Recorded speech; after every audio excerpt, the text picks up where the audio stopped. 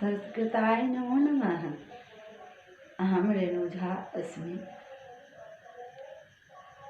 अंशकालिक सहायक प्राचार्य नागार्जुन उमेश संस्कृत महाविद्यालय तरौनी दरभंगा नगरे। तत्रैव अहम शिक्षकोऽस्मि। यथा आज बच्चे लोग, आप छात्र छात्राओं सभी ध्यान देना।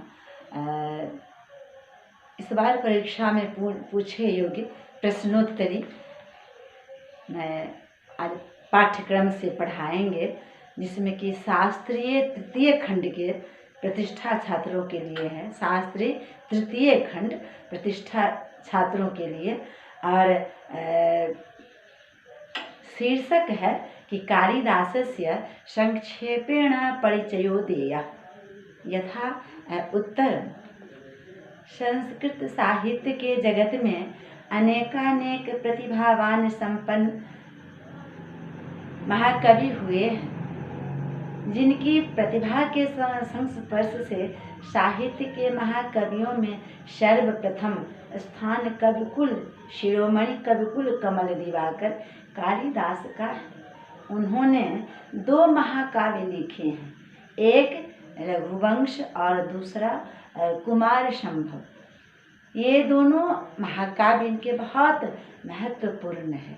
ये जो रघुवंश है इनका, तो ये इनको काव्य के जगत में ये तो बहुत सारे ग्रंथ लिखे हैं, पर इनको प्रौढ़ रचना इनको कहा गया है, रघुवंश महाकाव्य को। तो प्रौढ़ किसे कहते हैं बच्चों, ध्यान देना। प्रौढ़ किसे कहते हैं? तो प्रौढ़ हुआ अर्थात परिपूर्ण, पके हुए। मान लो कि जैसे अभी पेड़ में फल है आम का, तो छोटे छोटे हैं, पर कुछ दिन के बाद उससे बड़ा होगा, और फिर उसके बाद उत्तरार्ध में जाकर के वो पकेगा। तो जब पक गया आम, तो आम का पूर्णत्व जो है वो तो उसमें आ गया ना। आम का पूर्णत्व जब वो पकेगा तभी न आएगा। तो इसी प्रकार कह रहे हैं कि हमारे काव्य के जगत में हमारे जो ये प्रतिभावान उत्कर्ष जो महाकवि कालिदास हुए, ये तो वैसे प्रौढ़ हैं। तो जब हम ग्रंथ, हमारे ग्रंथकार बहुत सारे ग्रंथ लिखते हैं, बहुत विद्वता के क्षेत्र में पठन पाठन बहुत जब वो ओतप्रोत होके करते हैं, डुबकी लगा के करते हैं, तो उनका प्रतिभा ऐसे निखरते हैं जब वह प्रौढ़ काव्य की रचना करते हैं। तो वही ये रघुवंश महाकाव्य इनके प्रौढ़ काव्य है।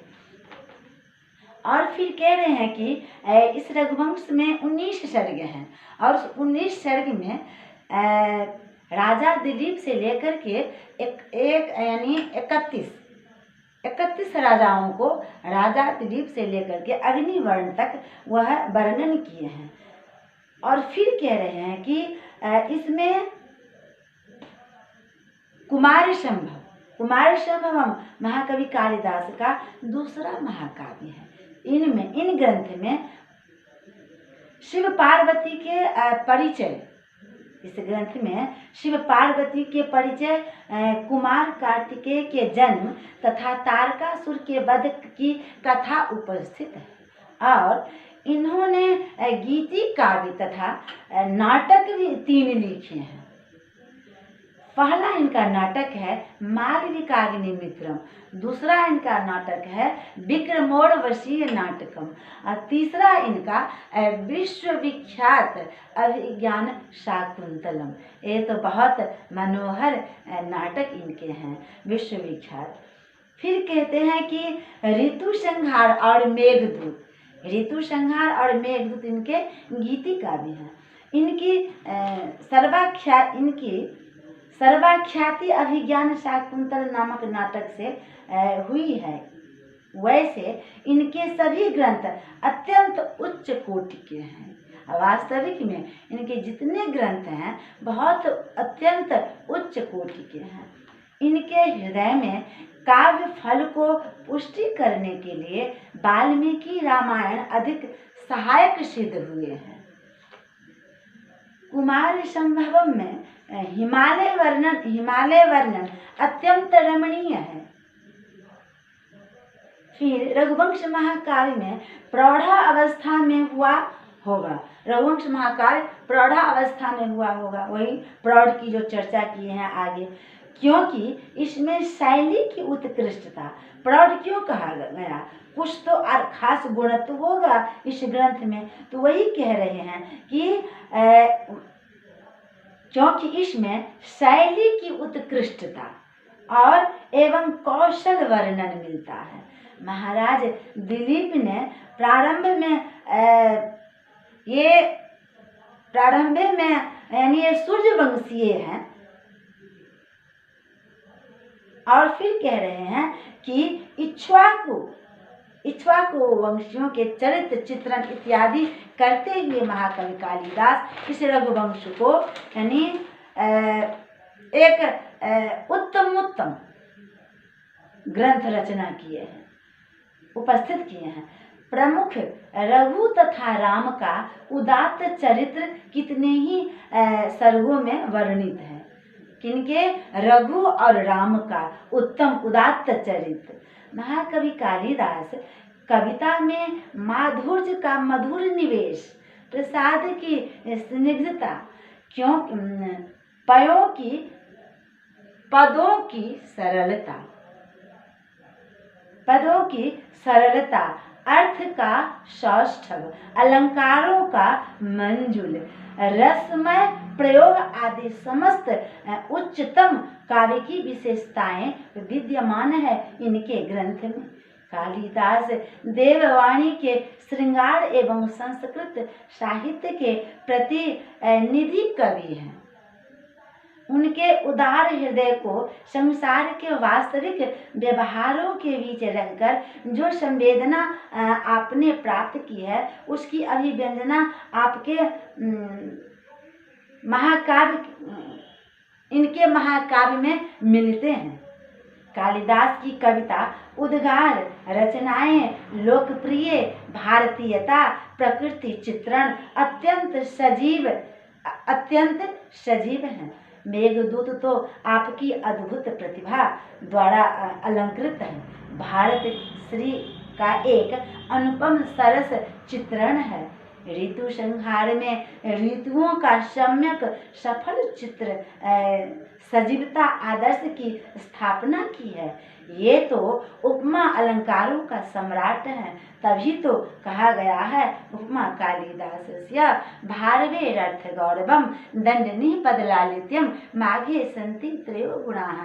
अर्थात उपमा अलंकार से विख्यात हुए हैं महाकवि कालिदास, और अर्थ से अर्थ गौरवम भारवेर अर्थ गौरवम भारवी अर्थ से विख्यात हुए हैं, और दंडी अपना पद के लालित्य से विख्यात हुए हैं, और माघ गुण से यानी माधुर्य ओज प्रसाद, वो अपना काव्य में गुण से विख्यात हुए हैं।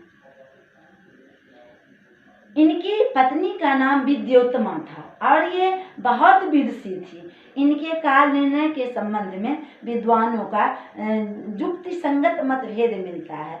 कुछ पाश्चात्य विद्वानों ने भारत का इनको शेक्सपियर भी कहा है। अपने जन्म स्थान के संबंध में कुछ नहीं लिखा है, कहीं नहीं। विद्वानों में विभिन्न तर्क युक्ति संगत बातें तो आई हैं, पर ये खुद कहीं नहीं लिखे हैं। महाकवि कालिदास परिपक्व प्रज्ञा, परिपक्व मतलब निपुणता, काव्य के जगत में परिपक्व अर्थात निपुण थे। प्रज्ञा माने बहुत बुद्धिमान थे, एवं प्रौढ़ प्रतिभा समान। प्रौढ़ माने काव्य के जगत में एकदम प्रौढ़ थे, निपुण थे, बहुत प्रतिभावान थे, तो संपन्न महाकवि थे। महाकवि कालिदास परिपक्व प्रज्ञा एवं प्रौढ़ प्रतिमा संपन्न महाकवि हैं। रघुवंश महाकाव्य के प्रारंभ में ही नम्रता पूर्वक अपने विषय के संबंध में अपने विषयक और अपना मंद मतित्व इन शब्दार्थों में व्यक्त किया है कि क्व सूर्य प्रभवो वंशः क्वचाल्प विषयामतिः तितिर सुदुस्तरंग मोहा दुडुपेनास्मि सागरम। फिर कहते हैं कि मंदः कवि यशः प्रार्थी गमिष्याम्युपहास्यताम् प्रांशुलभ्ये फले लोभा दुस्दाहुरिव वामनः।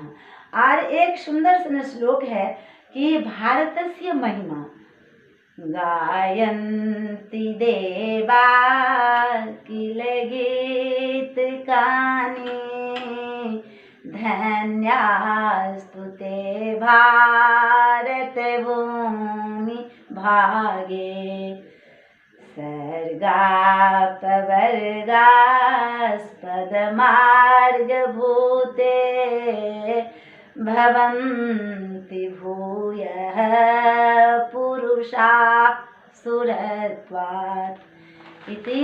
नमो नमः।